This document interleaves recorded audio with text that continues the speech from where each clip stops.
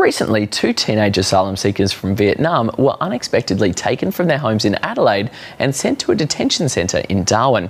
Soon after, they escaped from that centre and went on the run. But while immigration officers try to find them, back at their school in Adelaide, friends and classmates have been campaigning for their return. Tash has more. Imagine if one day 2 of your classmates didn't turn up for school. They were asylum seekers hoping for a better life in Australia.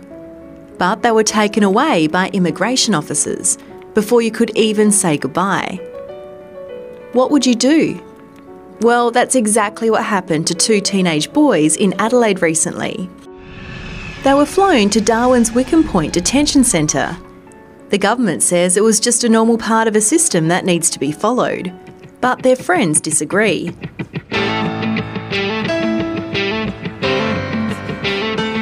This is some of them from Woodville High School. Well, hey guys, I'm Tash from BTN. Thanks for having me here. So can you tell me about the 2 students that were taken away? They had a lot of friends, everyone thought they were really good and respectful students. They were even, on a soccer team together. So it wasn't like they were abnormal in any way, especially this being a very multicultural community. They fit right in.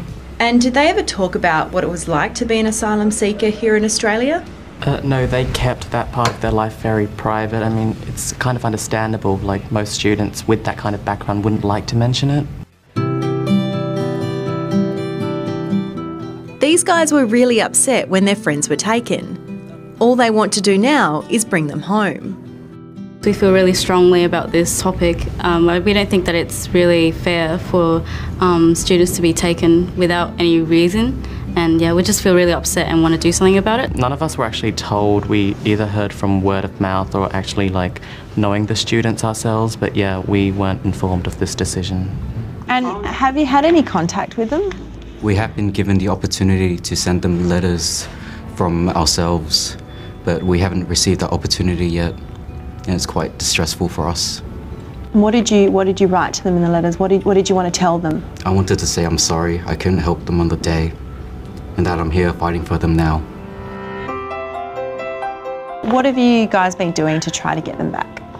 It started with a petition, a signature petition that we started at school, and then students from the youth parliament group, when they were there, they got lots of friends and stuff, and they started Facebook pages, Twitter pages and a hashtag and stuff like that just to try help. And then Kyle over there started an online petition which now has over 9,000 signatures.